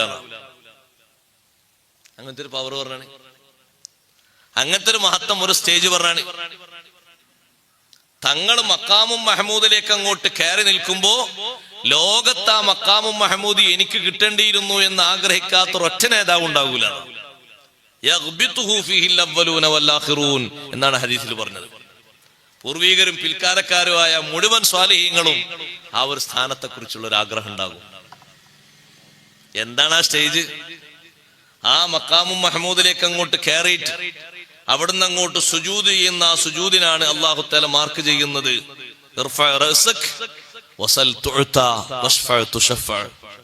ഓ നബിയെ, തങ്ങളങ്ങ് തല ഉയർത്തുക, ചോദിക്കുക, ചോദിക്കുന്നത് നൽകപ്പെടാം, ശഫാഅത്ത് ചെയ്യുക, സ്വീകരിക്കപ്പെടാം. ആ ഒരു വാക്ക്, ആ ഒരു വർത്തമാനം നമ്മളൊന്ന് ആലോചിച്ച് നോക്കിയാല് ലോകത്തില് ഒരൊറ്റ നേതാവിന് മാത്രം അള്ളാഹു നൽകുന്ന ഒരു പദവിയാണ് മക്കാമും മഹമൂദ്. അത് തങ്ങൾക്ക് ആ മക്കാമും മഹമൂദ് നൽകണേ നൽകണേ എന്ന് നമ്മൾ ഓരോ ബാങ്കിന്റെ പിന്നിലും പ്രാർത്ഥിക്കുമ്പോ നമുക്കത് വഴി ശഫാഅത്ത് ലഭിക്കുമെന്ന് ഹബീബ് റസൂലുള്ളാഹി സ്വല്ലല്ലാഹു അലൈഹി വസല്ലം ആ ഒരു പ്രതീക്ഷയ്ക്ക് വേണ്ടിയാണ് നമ്മളത് ദ്വാരക്കുന്നത്. ഉബഅസ്ഹു മഖാമൻ മഹമൂദൻ അല്ലദീ വഅത്ത, ആ ഒരു ദുആ ദ്വാരക്കുന്നത്. പക്ഷെ ആ ഒരു സ്ഥാനം ആ നേതാവിന് സ്വന്താണ്. അതിന് അല്ലാഹു തആല മഖാമും മഹമൂദ് നൽകുന്നതിന്റെ മുന്നോടിയായി പറഞ്ഞ വിഷയം എന്താ? വമിനൽ ലൈലി ഫതഹജ്ജദ് ബിഹി നാഫിലതൻ ലക അസാ അൻ യബ്അസക റബ്ബുക മഖാമൻ മഹമൂദ. നബിയേ, ഒരു സുന്നത്ത് നിസ്കാരമുണ്ട്, പക്ഷെ തങ്ങൾക്കത് സുന്നത്തല്ല, ഫർളാണ്. തഹജ്ജുദ് അത് തങ്ങളങ്ങ് നിർവഹിച്ചോളി. തഹജ്ജുദ് തങ്ങൾക്ക് ഫർളാണ്. നാഫിലതൻ ലക എന്ന് പറഞ്ഞാൽ ഒരു എക്സ്ട്രാ ഫർളായിട്ട്. നമുക്കൊക്കെ 5 ഫർളല്ലേ, തങ്ങൾക്കൊരു തഹജ്ജുദ് ഫർളാണ്. തങ്ങളെ നിർവഹിക്കൂ. തങ്ങൾക്ക് ഞാൻ എന്ത് തരും? മഖാമും മഹമൂദ് തരും. അസാ അൻ യബ്അസക റബ്ബുക മഖാമൻ മഹമൂദ, മഖാം മഹമൂദ് നബിയെ. അപ്പൊ ഇതിന് കാരണമായി അല്ലാഹു തആല വെച്ച ഇബാദത്ത് രാത്രിയിലാണ്. ദുആ പകലും രാത്രിയും നോക്കുമ്പോ ദുആഇന് ഏറ്റവും ഷറഫുള്ളത് എപ്പോഴാ? രാത്രിയിലാ സഹോദരങ്ങളെ. ഖുർആനോത്തിന് ഏറ്റവും ഷറഫുള്ളത് എപ്പോഴാ? രാത്രിയിലാണ്. എല്ലാം നോക്കുന്ന സമയത്ത് രാത്രിക്കുള്ള മഹത്വം. വഫിൽ ലൈലി ഫറാഗുൽ ഖുലൂബ്, രാത്രിയാണ് സത്യത്തിൽ ഖൽബിന് ശരിക്കൊരു ഫറാഗ് കിട്ടുന്നത്. എല്ലാ ആളുകൾക്കും ഖൽബിനൊരു ഒഴിവ്. ഇഖ്റ പകലിറങ്ങി, രാത്രി ഇറങ്ങിയ, രാത്രി അല്ലാഹു തആല ഖുർആനിൽ ഇറക്കി. അതിന്റെ ഒരു കാരണം മഹാന്മാര് പറയുമ്പോ ഈ രൂപത്തിൽ ഒരുപാട് വിഷയങ്ങൾ അല്ലാഹു തആല ആ രാത്രിക്ക് വെച്ചിട്ടുണ്ട്. മാത്രല്ല, ഖുർആൻ ഇറങ്ങിയ രാത്രി എന്ന നിലക്കുള്ള ആ രാത്രിക്ക് അല്ലാഹു ഇവിടെ പറഞ്ഞൊരു വിശേഷണം മുബാറക എന്നാണ്. ബറക്കത്തുള്ള രാത്രി. അത് അന്നത്തെ രാത്രിക്ക് മാത്രല്ല, എല്ലാ വർഷവും ആ രാത്രി ആവർത്തിച്ചു വരുമ്പോൾ ആ ലൈലത്തു മുബാറക്കയുണ്ട്. അത് അന്നൊരു രാത്രി കൊണ്ട് തീർന്നോ? പിന്നെ ഒരു മഹത്വം നമ്മളിങ്ങനെ പഠിപ്പിക്കാൻ ഉണ്ടാവുള്ളൂ. ലൈലത്തുൻ മുബാറക എന്നല്ലേ അള്ളാഹു പേര് പറഞ്ഞത്. ഖുർആൻ ഇറങ്ങിയ രാത്രിക്ക് എന്താ പറഞ്ഞത്? ലൈലത്തുൻ മുബാറക, ബറക്കത്തുള്ള രാത്രി. അത് അന്നത്തോട് തീർന്നോ? ഇല്ലെന്നാണ് ഖുർആൻ പണ്ഡിതന്മാര് പറയുന്നത്. അല്ലാഹു തആല ആ രാത്രി അങ്ങനെ തെരഞ്ഞെടുത്തുകൊണ്ട് ആ രാത്രി കാലാകാലം മുബാറക രാത്രിയാണ്. അതുകൊണ്ടാണ് ലൈലത്തുൽ ഖദറിന് അത്രയും കൂടുതൽ ആളുകൾ പ്രതീക്ഷിക്കാനുള്ള കാരണം. ആ ലൈലത്തുൽ ഖദറിന് ബറക്കത്തുണ്ട് എന്നുള്ളതിന് ഒരു സംശയവുമില്ല. അത്ര ബറക്കത്തുള്ള ഒരു രാത്രി അതാണ്. എത്രമാത്രം വലിയ ബറക്കത്താണ്. ആ ബറക്കത്തിന് നമുക്ക് കാരണമായത് ഹബീബ് റസൂലുള്ളാഹി സ്വല്ലല്ലാഹു അലൈഹി വസല്ലം തങ്ങളാണ്. അതുകൊണ്ടാണ് തങ്ങളെ രാത്രി എന്നുള്ള നിലക്ക് ലൈലത്തുൽ മൗലിദിനും നമ്മൾ പരിഗണന കൊടുക്കുന്നത്. ഈ ലൈലത്തുൽ മുബാറക അടങ്ങുന്ന എല്ലാ സന്തോഷങ്ങൾക്കും സുവിശേഷങ്ങൾക്കും കാരണമായി വർത്തിച്ച തങ്ങളാണല്ലോ. അതുകൊണ്ട് തങ്ങൾ പിറന്ന രാത്രിക്ക് കൂടുതൽ ബഹുമാനമുണ്ട്, മഹത്വമുണ്ട്, കാരണമുണ്ട്. കാരണം ഇതിനൊക്കെ കാരണം അവിടുന്ന് ആ പിറന്ന രാത്രിയാണ്. ഖുർആൻ ഇറങ്ങിയ രാത്രിയെ പറ്റി അല്ലാഹു പറഞ്ഞു, ലൈലത്തിൻ മുബാറക ഇന്നാ കുന്നാ മുൻദിരീൻ. ബറക്കത്താക്കപ്പെട്ട രാത്രി എന്നതുകൊണ്ട് ഉദ്ദേശിക്കുന്നത് ലൈലത്തുൽ ഖദറാണ്. അന്നാണ് ഖുർആൻ മൊത്തമായിട്ട് അല്ലാഹു ഇറക്കിയത്, ഒന്നാം ആകാശത്തിലെ ബൈത്തുൽ ഇസ്സയിലേക്ക്. എന്തിനാണ് അല്ലാഹു? നോക്ക്, നിങ്ങൾ മറ്റു ഗ്രന്ഥങ്ങളൊക്കെ ഇറക്കുമ്പോൾ ഇവിടെ ഒരുപാട് പഠിക്കാണ്ട് നമുക്ക്. ഖുർആൻ ഇങ്ങനെ ചർച്ച ചെയ്ത് തന്നാ പോരാ. മറ്റു ഗ്രന്ഥങ്ങളൊക്കെ ഇറക്കുമ്പോ ഇങ്ങനെ ഒരു ഒന്നാം ആകാശത്തിലേക്ക് ഒന്ന് ഇറക്കി, പിന്നെ ഒന്ന് ഭൂമിയിലേക്ക് അങ്ങനെ ഇറക്കിനോ? അതെ, നിങ്ങൾ നല്ലോണം ചിന്തിക്കുക. കാര്യങ്ങൾ കേൾക്കുമ്പോ നല്ലോണം പഠിക്കണം. തൗറാത്ത് അല്ലാഹു ഇറക്കിയില്ലേ, ഇഞ്ചീല്, സബൂർ, അത് നിങ്ങൾ എവിടെയെങ്കിലും അതിന്റെ വിവരണത്തില് ഒന്നങ്ങനെ ഇറക്കിയിട്ട് പിന്നെ അവിടെ നിന്ന് ഇങ്ങനെ ഇങ്ങോട്ട് അങ്ങനെ ഉണ്ടോ? എന്താ ഖുർആൻ ഇങ്ങനെ? ഖുർആന് 2 അവതരണം അല്ലേ? ഒന്നാം ആകാശത്തിലേക്ക് ഇറക്കിയ അവതരണം ഇപ്പൊ പറയണത്. അത് ഈ ഖുർആൻ കൊണ്ട് അല്ലാഹു തആല ബറക്കത്തും ഉപകാരവും നൽകുന്ന ഭൂമിയിലെ ആളുകൾക്ക് മാത്രമല്ല, ആർക്കുണ്ട്? ആകാശലോകത്തുള്ള സർവ്വ ആളുകൾക്കുണ്ട്. അതിനാണ് ഒരു അവതരണം അവിടെ, പിന്നെ അവിടുന്ന് ഇങ്ങോട്ട്. അങ്ങനെ ഖുർആന് നമുക്ക് മാത്രം ഒരു ബറക്കത്തിനും നമുക്ക് മാത്രം ഒരു സന്തോഷത്തിനും ആയാൽ പോരാ, ഞങ്ങളിലേക്കും അല്ലാഹു തആല ഖുർആൻ ഇറക്കിയിട്ടുണ്ട് എന്ന് മലക്കൾ പറയും. ഞങ്ങളിലേക്കും ഇറക്കിയിട്ടുണ്ട്. ബൈത്തുൽ ഇസ്സയിലേക്ക്, ഒന്നാം ആകാശത്തിലേക്ക് ഞങ്ങളിലേക്കും അല്ലാഹു ഖുർആൻ ഇറക്കി. അവിടുന്ന് പിന്നെ ഘട്ടം ഘട്ടമായിട്ട് 23 വർഷത്തിലായിട്ടാണ് അല്ലാഹു തആല ഖുർആൻ ഇറക്കിയത്. ഇങ്ങനെ അല്ലാഹു അവന്റെ ഒരു കിതാബിനെ ഇറക്കിയത് ഖുർആനെ മാത്രമാണ്. ബാക്കിയുള്ളത് തൗറാത്തൊക്കെ ഒറ്റടി ഘട്ടമായിട്ട് ഇറക്കി, ഇഞ്ചീലും ഒരു ഘട്ടമായിട്ട് ഇറക്കി, സബൂർ ഒരു ഘട്ടമായിട്ട് ഇറക്കി. പക്ഷെ ഖുർആൻ അങ്ങനെ പോരാ. ഖുർആന് വിവിധ അവസ്ഥകൾക്കനുസരിച്ചാണ് അല്ലാഹു തആല ഖുർആൻ ഇറക്കുന്നത്. ആ വിവിധ അവസ്ഥകൾ തന്നെയാണ് പിന്നെ ലോകത്ത് ആവർത്തിച്ച് വന്നുകൊണ്ടിരിക്കുന്നത്. അതിന് ഡിഗ്രി കൂടാന്നല്ലാതെ കുറഞ്ഞിട്ടില്ല. ഏതാണ്? ഖുർആൻ ഉണ്ടായിരുന്ന സമയത്തുള്ള കലഹങ്ങൾ, സംഘട്ടനങ്ങൾ, ഉച്ചനീചത്വങ്ങൾ, അതൊക്കെ ഖുർആൻ കൊണ്ട് അല്ലാഹു തആല കെടുത്തിക്കളഞ്ഞ് നല്ല സന്മാർഗസ്ഥരായ ഒരു സമൂഹത്തെ ഖുർആൻ കൊണ്ട് വാർത്തെടുത്ത് അതൊക്കെ സമൂഹത്തിന്റെ മുന്നിൽ അല്ലാഹു തആല അവരെ നേതാക്കളായി മാതൃകായോഗ്യരാക്കി വെച്ച് വിശുദ്ധ ഖുർആനിന്റെ വിശുദ്ധി ലോകത്ത് അല്ലാഹു തആല നട്ടു വളർത്തി പിടിപ്പിച്ച് പച്ചപ്പാക്കി കാണിച്ചു തന്നു. പിന്നെ അതങ്ങനെ വന്ന് ആ ഒരു സമൂഹം അങ്ങനെ കഴിഞ്ഞുപോയി. അടുത്ത തലമുറയും കഴിഞ്ഞുപോയി, അടുത്ത തലമുറയും കഴിഞ്ഞുപോയി. ഒരു 3 നൂറ്റാണ്ട് കഴിഞ്ഞപ്പോ പിന്നെയും പഴയതിലേക്ക് ഇങ്ങനെ ആളുകൾ പോകാൻ തുടങ്ങി എന്ന് പറഞ്ഞാൽ ആ പഴയ ആവർത്തനങ്ങളിലേക്ക്. അപ്പോഴും പിന്നെ അവരതിൽ നിന്ന് പിന്തിരിപ്പിക്കുന്നത് ഖുർആൻ തന്നെയാണ്. അന്നത്തെ ഏത് കാരണം കൊണ്ടാണോ വിഷയം ഉണ്ടായത്, അതേ വിഷയങ്ങൾ തന്നെ പിന്നീട് ആവർത്തിച്ചു വരുന്നത്. ഇപ്പോഴും ലോകം അവസാനിക്കാൻ പോകുമ്പോ പഴയ അവസ്ഥയിലേക്ക് തന്നെയാണ് ലോകം മടങ്ങിക്കൊണ്ടിരിക്കുന്നത്. അതിനും പരിഹാരം ഈ ഖുർആൻ തന്നെയാണ്. അതുകൊണ്ടാണ് ഒറ്റ വാക്കിൽ പറയാറുള്ളത്, ലാ യസ്ലഹു ആഖിറു ഹാദിഹിൽ ഉമ്മ ഇല്ലാ ബിമാ സ്വലഹ ബിഹി അവ്വലുഹാ. ഈ ഉമ്മത്തിന്റെ ആദ്യത്തെ ഘട്ടം ആൾക്കാർ സ്വഹാബല്ലേ, അവര് ഏതുകൊണ്ടാണോ ഉത്കൃഷ്ടരായത്, നന്നായത്, ആ ഒരു കാര്യം കൊണ്ട് തന്നെ ആഖിറുൽ ഉമ്മയും നന്നാകുള്ളൂ. വേറൊരു കാര്യം കൊണ്ട് അവരേതുകൊണ്ടാണ് നന്നായത്? ഈ ഖുർആന്റെ അധ്യാപനങ്ങൾ മുറുകെ പിടിച്ച് ജീവിച്ചതുകൊണ്ടല്ലേ. അതേ പോയിന്റിൽ തന്നെയാണ് ആഖിറുൽ ഉമ്മത്തും നന്നാകുക. ഒരു പുതിയ പരിഷ്കരണം കാരണം കൊണ്ട് നന്നാവില്ല. ഇതേ വിഷയം കൊണ്ട് നന്നാവുള്ളൂ, ഇതേ കാര്യങ്ങളെ കൊണ്ട് നന്നാവുള്ളൂ, നന്നാകാൻ കഴിയുള്ളൂ. അപ്പൊ അന്നത്തേക്കും ഇന്നത്തേക്കൊക്കെ ഖുർആൻ അന്നത്തേക്കുള്ള വിഷയങ്ങൾക്ക് മതിയായെങ്കിൽ ഇന്നത്തേക്കുള്ള വിഷയങ്ങൾ ഖുർആൻ ഏതായാലും മതിയായതാണ്. കാരണം അന്നത്തെ ചൂടും ചുക്കാന്തിയും നമ്മൾ കേട്ടു നോക്കുമ്പോ ഇതിനേക്കാളും ഗൗരവമാർന്ന അവസ്ഥയിലേക്കാണ് പോയിരുന്നത്. പഴയ അവസ്ഥയിലേക്ക് മടങ്ങിപ്പോകുന്നതിന്റെ തെളിവാണ് സഹോദരങ്ങളെ, ഇതുവരെ എവിടെയും കള്ളുഷാപ്പുകൾ തുറക്കാത്ത ഇസ്ലാമിക രാഷ്ട്രങ്ങളിൽ പോലും അതിനൊക്കെ പച്ചക്കൊടി നാട്ടിയിട്ട് അതൊക്കെ തുറന്നു വരുന്നു എന്നുള്ളത്. അതിലേക്കൊന്നും പോകാതെ വിട്ടു നിൽക്കുന്ന, മാറി നിൽക്കുന്ന, ഈമാനും തഖ്വയിലായ ഖുർആനിന്റെ അധ്യാപനങ്ങൾ സ്വീകരിക്കുന്ന ചുരുക്കം ചില ആളുകൾ ഉണ്ടാകും. ചുരുക്കം ചില ആളുകൾ. ഹദീസിൽ അവരെ പറ്റി ഖുറബാ എന്നാ പറഞ്ഞത്, കുറഞ്ഞ സാധുക്കൾ. ഇതിലേക്കൊന്നും പോകാതെ, പക്ഷെ അവരോടും അപ്പോഴും അവർക്ക് ഓതിക്കൊടുക്കുന്നത്, അവരോടും പഠിപ്പിച്ചു കൊടുക്കുന്നത്, അവരോടും ഉണർത്തിക്കൊടുക്കുന്നത് ഇന്നമൽ ഖംറു വൽ മൈസൂർ വൽ അൻസാബു, ഇതേ ആയത്തുകൾ തന്നെയാണ്. ഇതന്നെ മതി അവരോടും. മുൻഗാമികൾക്ക് ഇത് മതിയെങ്കിൽ ഇവർക്ക് ധാരാളം മതി, എല്ലാ കാലത്തേക്കും മതി. ഇന്നാ അൻസൽനാഹു ഫീ ലൈലത്തിൻ മുബാറക ഇന്നാ കുന്നാ മുൻദിരീൻ ഫീഹാ യുഫ്റഖു കുല്ലു അംരിൻ ഹകീം.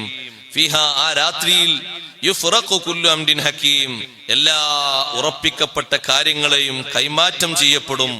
അല്ലാഹു സുബ്ഹാനഹു വ തആല ഉറപ്പിച്ച് തീരുമാനിച്ച കാര്യങ്ങൾ അത് മലക്കുകളിലേക്ക് കൈമാറ്റം ചെയ്യപ്പെടുകയാണ്. അടുത്തൊരു വർഷമാകുമ്പോഴേക്ക് അതിനിടയിലുള്ള മൗത്തിന്റെ ലിസ്റ്റ്, അതിനിടയിലുള്ള കല്യാണത്തിന്റെ ലിസ്റ്റ്, അതിനിടയിൽ പരാജയപ്പെടുന്ന ആൾക്കാരുടെ ലിസ്റ്റ്, വിജയിക്കുന്ന ആൾക്കാരുടെ ലിസ്റ്റ്, പിറ്റത്തെ വർഷത്തേക്കുള്ളത് നേരത്തെ തന്നെ പുതുക്കിയ കാര്യങ്ങൾ തന്നെയാണ്. പക്ഷെ ഓരോ വർഷത്തെയും കൈമാറ്റങ്ങൾ നടക്കുകയാണ്. ഫിഹാ യുഫ്റഖു കുല്ലു അംരിൻ ഹകീം. അന്നങ്ങോട്ട് ചേഞ്ച് ചെയ്തിട്ട് ഇങ്ങോട്ട് അതാ പുതിയൊരു പത്രം തരികയാണ് എന്ന നിൽക്കല്ല, നേരത്തെ തന്നെ ഖലാക്കിയ കാര്യങ്ങൾ തന്നെയാണ്. പക്ഷെ അതിന്റെ കൈമാറ്റം ഓരോ വർഷവും മലക്കുകളിലേക്ക് അല്ലാഹു തആല നൽകുന്നത് ലൈലത്തുൽ ഖദറിന്റെ രാത്രിയിലാണ്. അവിടെ ചില മഹാന്മാര് പറഞ്ഞു, അങ്ങനെയാണെങ്കിൽ ഉസ്താദെ ബറാത്ത് രാവിനെ പറ്റി അങ്ങനെ ഒരു വിഷയം പറയാറുണ്ടല്ലോ, എല്ലാവരും നോക്കുന്നതാണ്. ബറാത്ത് രാവിനെ പറ്റി ബറാത്ത് രാവിൽ ഈ വിഷയം തുടങ്ങും, ലൈലത്തുൽ ഖദറിൽ ആ വിഷയം അവസാനിക്കും എന്ന് പറഞ്ഞാൽ അതിന്റെ കൈമാറ്റം ആരംഭിക്കുന്നത്, കാര്യങ്ങളും റിക്കാർഡുകളും രേഖകളൊക്കെ കൊടുത്തു തുടങ്ങുന്നത്, അത് പകർത്തിയിട്ട് ലൗഹുൽ മഹ്ഫൂദ് കൊണ്ട് പകർത്തി ആരംഭിക്കുന്നത് ഫീ ലൈലത്തിൽ ബറാഅ, അത് അവസാനിക്കുന്ന പോയിന്റാണ് ഫീ ലൈലത്തിൽ ഖദർ. രണ്ടഭിപ്രായമുണ്ട്. ഏറ്റവും പ്രബലമായ അഭിപ്രായം ലൈലത്തുൽ മുബാറക്ക എന്ന് പറഞ്ഞാൽ ലൈലത്തുൽ ഖദറാണ്. രണ്ടാമത്തെ അഭിപ്രായമാണ് ലൈലത്തുൽ മുബാറക്ക എന്നതുകൊണ്ട് ഉദ്ദേശിക്കുന്നത് ബറാഅത്ത് രാവാണ്. അങ്ങനെ രണ്ടാമത്തെ അഭിപ്രായം ഖുർആൻ പണ്ഡിതന്മാര് പറയുന്നുണ്ട്. തള്ളിക്കളയേണ്ടതൊന്നല്ല, അവര് പറഞ്ഞ അഭിപ്രായം തന്നെ, നമ്മൾ തള്ളണെന്തിനാ? ചില പണ്ഡിതന്മാര് പറഞ്ഞു ആ അഭിപ്രായം സ്വീകരിക്കാലോ, ബറാഅത്ത് രാവായി ലൈലത്തുൽ മുബാറക്ക എന്നുകൊണ്ട് നമുക്ക് കേടൊന്നുമില്ലല്ലോ. എന്താ കേട്? ലൈലത്തുൽ മുബാറക്ക എന്നതുകൊണ്ട് ഉദ്ദേശിക്കുന്നത് ലൈലത്തുൽ നിസ്ഫി മിൻ ശഅബാൻ, ശഅബാൻ പകുതിയുടെ രാവാണ് എന്ന് ഒരുപാട് ഖുർആൻ പണ്ഡിതന്മാർ എണ്ണി പറഞ്ഞിട്ടുണ്ട്. കാരണം ശഅബാൻ പകുതിന്റെ രാവിനെ പറ്റിയും ബറക്കത്ത് നിറഞ്ഞ രാവ് എന്ന് ഹദീസിൽ വന്നിട്ടുണ്ട്. ബറാഅത്ത് രാവ് എന്ന് അല്ലാഹു തആല അതിന് പേര് കൊടുക്കാൻ തന്നെ കാരണം, ലോകത്തുള്ള മുഅ്മിനീങ്ങൾക്ക് അല്ലാഹു തആല തെറ്റുകുറ്റങ്ങളിൽ നിന്ന് മോചനം നൽകുന്ന ഒരു രാവാണ് ബറാഅത്ത് രാവ്. മോചനം സാധ്യമായി കിട്ടിയ ഒരുപാട് മഹാന്മാരുണ്ട്, ചരിത്രങ്ങളിൽ ധാരാളം കാണാം. ബഹുമാനപ്പെട്ട ഉമർ ബിൻ അബ്ദുൽ അസീസ് റളിയല്ലാഹു അൻഹുവിന്റെ സംഭവം ഇതോട് ചേർത്ത് ഇമാം ഇസ്മായിൽ ഹിഖി തങ്ങൾ പറയുന്നുണ്ട്. ബറാഅത്ത് രാവിൽ മഹാനവറുകൾ പ്രാർത്ഥന കഴിഞ്ഞിരിക്കുമ്പോ തന്റെ പ്രാർത്ഥന കഴിഞ്ഞിരിക്കുന്ന നേരെ മുൻഭാഗത്ത് ഒരു പച്ച കടലാസ് കണ്ടു. ആ പച്ച കടലാസിൽ നിന്ന് ഒരു നൂറ്, ഒരു വെളിച്ചം ആകാശത്തിലേക്ക് ഇങ്ങനെ മുട്ടി നിൽക്കുന്നുണ്ട്. മക്തൂബുൻ ഫീഹാ, അതിലൊരു എഴുത്ത് കാണുന്നുണ്ട്, ഹാദിഹി ബറാഅത്തും മിനന്നാർ മിനൽ മലിക്കിൽ അസീസി ലിഅബ്ദിഹി ഉമർ ബിൻ അബ്ദുൽ അസീസ്. അസീസായ രാജാവിൽ നിന്ന് ഈ ഉമർ ബിൻ അബ്ദുൽ അസീസിൽ നിന്നുള്ള നരകത്തിന്റെ മോചനപത്രമാണിത് എന്നൊരു എഴുത്ത് അതിൽ കാണുന്നുണ്ട് എന്ന് മഹാനവറുകൾ പറഞ്ഞു. പ്രാർത്ഥന കഴിഞ്ഞിരിക്കുന്ന നേരമാണ്. എപ്പോ? ബറാഅത്ത് രാവിലാണ്, ശഅബാൻ പകുതിയുടെ രാവ്. ആ പകുതിന്റെ രാവ് ഹയാത്താക്കിയാൽ ഖൽബ് ഹയാത്താകുമെന്ന് ഹദീസിൽ കാണാം. കാരണം ഒരുപാട് റഹ്മത്തും ബറക്കത്തും മഗ്ഫിറത്തും അല്ലാഹു നൽകുന്ന രാവാണ്. അഷ്റഫുൽ ഖൽഖ് സല്ലല്ലാഹു അലൈഹി വസല്ലം തങ്ങൾ ഹദീസിൽ പഠിപ്പിച്ചു, മൻ അഹിയൽ ലയാലിയൽ ഖംസ്, 5 രാത്രി ഒരാൾ ഹയാത്താക്കിയാൽ വജബത്ത് ലഹുൽ ജന്ന, അയാൾക്ക് സ്വർഗ്ഗം നിർബന്ധമാവും. 2-3 രാത്രിയൊക്കെ നമ്മൾ എല്ലാവരും ഹയാത്താക്കും. ഹജ്ജിന് പോകുന്ന ആള് ലൈലത്തു തർവിയ, ഹജ്ജിന് അല്ലാഹു തൗഫീഖ് നൽകട്ടെ. തർവിയത്തിന്റെ രാത്രി എന്ന് പറഞ്ഞാൽ ദുൽഹിജ്ജ 8-ന്റെ രാവ്, അത് മിനയിലാണ്, ഹയാത്താക്കണ രാവാണ്. അതിന്റെ നേരെ തൊട്ടിപ്പുറത്ത് ലൈലത്തു അറഫ, അറഫന്റെ രാവ്, ഹയാത്താക്കണ രാവാണ്. അറഫന്റെ രാവിലും ഹയാത്താക്കും. അതിന് നേരെ ഇപ്പുറത്ത് ലൈലത്തുൻ നഹർ, പെരുന്നാൾ രാവ്. ഈ 3 രാവും ഒരുമിച്ച് ഹയാത്താക്കുന്ന രാവാണ്. അത് ഏറ്റവും കൂടുതൽ അതിന്റെ ഹയാത്ത്, അതിന്റെ സജീവത നമ്മുടെ നാട്ടിലേക്കാൾ കൂടുതൽ നടക്കുന്ന അവിടെയാണ്. കാരണം അവിടെ ദിക്റിലും നിസ്കാരത്തിലും ദുആയിലും മുഴുകാന്നല്ലാതെ അതിലപ്പുറം വേറെ കാര്യങ്ങളൊന്നുമില്ല. ആ രാത്രി അങ്ങോട്ട് ഹയാത്താക്കും. അറഫയിൽ നിന്ന് മുസ്ദലിഫയിലേക്ക് പോകുന്ന ആളുകൾ മുസ്ദലിഫയിൽ നേരം വെളുക്കുന്നത് വരെ, സുബഹിയാകുന്ന ടൈം വരെ അവര് സുബഹിന്റെ തൊട്ട് മുമ്പ് വരെ പ്രാർത്ഥനയിലാണ്. മശ്അറുൽ ഹറാമിലേക്ക് അവർ പോകുന്നതും പ്രാർത്ഥിക്കാനാണ്, ദിക്ർ ചൊല്ലാനും പ്രാർത്ഥിക്കാനുമാണ്, കൂട്ടത്തിൽ കുറച്ച് കല്ലെടുക്കാനും. ആ രാത്രി ഒക്കെ നല്ല ഇബാദത്തിന്റെ രാത്രിയാണ്. 3 രാത്രി. 4ാമത്തെ രാത്രി ലൈലത്തുൽ ഫിത്ർ, തിരക്കോട് തിരക്ക് നമുക്കുള്ള രാത്രി എന്ന് ആൾക്കാർ പറയില്ലേ, പെരുന്നാൾ, ചെറിയ പെരുന്നാളിന്റെ രാത്രി. മറ്റേ വലിയ പെരുന്നാളിന്റെ രാത്രി അന്ന് തിരക്കോട് തിരക്കാണല്ലോ. പിന്നെ ഒന്നുള്ളതായി എണ്ണിയിരിക്കുന്ന ലൈലത്തുൻ നിസ്ഫി മിൻ ശഅബാൻ, ശഅബാൻ പകുതിയുടെ രാവ്. നമ്മളെക്കാൾ കൂടുതൽ അത് ഹയാത്താക്കുന്നതിൽ മുൻപന്തിയിലുള്ളവരാണ് ഹനഫികൾ. അവര് പള്ളിയിൽ പുരുഷന്മാർ ഒരുമിച്ചുകൂടി പള്ളിന്റെ പുറം ഭാഗത്ത് സ്ത്രീകൾക്ക് ഒരുമിച്ച് കൂടാൻ സൗകര്യം കൊടുത്ത് അത്തായത്തിനുള്ള പൊതിയും വാങ്ങിയിട്ടാണ് ലാസ്റ്റ് അവർ പോവുക. അതാ ഞാൻ എന്റെ നേരെ കണ്ണുകൊണ്ട് കണ്ടതാണ്. അപ്പോഴാ നമ്മൾ ചോദിക്കുന്നത്, എന്താ ഇന്ന് രാത്രിക്ക് ഒരു പുതുമ ഇവിടെ? അതൊന്നുമല്ല, ബറാഅത്ത് രാവാണ്. അവര് പ്രാർത്ഥനയ്ക്ക് വേണ്ടി വന്നതാണ്, ദുആർക്കാൻ വേണ്ടിയിട്ട്. എല്ലാവരും ഒരുമിച്ചിരുന്ന് ദുആർക്കാൻ, ദിക്ർ ചൊല്ലാൻ അതിന് വന്നതാണ്. അപ്പൊ അങ്ങനെ ഒരു രാത്രിയെ പറ്റി ഹദീസിലും മറ്റൊക്കെ പരാമർശമുണ്ട്. ഇപ്പറഞ്ഞ രാത്രി കൊണ്ട് ഉദ്ദേശം അതാണ് എന്നും മഹാന്മാരായ പണ്ഡിതന്മാർ രേഖപ്പെടുത്തിയിട്ടുണ്ട്.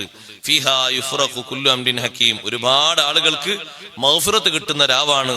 അഷ്റഫുൽ ഖൽഖ് സല്ലല്ലാഹു അലൈഹി വസല്ലം തങ്ങൾക്ക് അല്ലാഹു തആല തമാമു ശഫാഅ നൽകിയത് ശഅബാൻ പകുതിയുടെ രാത്രിയിലാണ്. പൂർണ്ണമായ ശഫാഅത്തിന്റെ അധികാരം ശഅബാൻ 13 അന്ന് ഈ ഉമ്മത്തിലെ 1/3 വിഭാഗത്തിന് ശഫാഅത്തിന് അധികാരം നൽകി. നബി സല്ലല്ലാഹു അലൈഹി വസല്ലം പറഞ്ഞു പോരാ, 1/3 വിഭാഗത്തിന്, 1/1 14 രാത്രിയായപ്പോ 2/3 കൊടുത്തു, അതും പോരാന്ന് പറഞ്ഞു. 15 രാത്രിയായപ്പോ മുഴുവനായും ആളുകൾക്കുള്ള ശഫാഅത്തിന്റെ അധികാരം ഹബീബ് റസൂലുള്ളാഹി സ്വല്ലല്ലാഹു അലൈഹി വസല്ലം തങ്ങൾക്ക് നൽകി. അന്നാണ് തങ്ങൾ ഏറെ നേരം സുജൂദിലായി കിടന്നത്. റമളാനു ഷരീഫ് കഴിഞ്ഞാൽ ഇബാദത്തിന് ഏറ്റവും കൂടുതൽ തങ്ങൾ ചെലവഴിച്ചിരുന്നത് വിശുദ്ധ ശഅബാനിലായിരുന്നു എന്ന് കാണാൻ ഹദീസിൽ, നോമ്പായിട്ടും അല്ലാതെയും. അതിന്റെ കാരണം ശഅബാൻ മാസത്തിൽ അല്ലാഹു തആല അവനിലേക്ക് ഒരു വർഷത്തിലെ അമലുകളൊക്കെ ഉയർത്തുമ്പോ അടുത്ത വർഷത്തിലെ അമലുകളും മറ്റും കണക്കാക്കുമ്പോ നല്ല നിലക്ക് തന്നെ എന്റെ അമല് കണക്കാക്കപ്പെടട്ടെ എന്നതുകൊണ്ടാണ് ഞാൻ അങ്ങനെ ചെയ്യുന്നത് എന്ന് നബി സല്ലല്ലാഹു അലൈഹി വസല്ലം നിങ്ങൾ പ്രത്യേകം പറഞ്ഞിട്ടുണ്ട്. എന്റെ അമലുകളൊക്കെ കണക്കാക്കപ്പെടുമ്പോ എന്റെ ഞാൻ നല്ല ഇബാദത്തിലായിട്ട് നല്ല രൂപത്തിലായിട്ട് എനിക്കുള്ള കണക്ക് നടക്കട്ടെ എന്ന് കരുതിയിട്ടാണ് ഈ മാസത്തെ ഞാൻ കൂടുതൽ സ്നേഹിച്ച് നോമ്പ് നോൽക്കുന്നത്.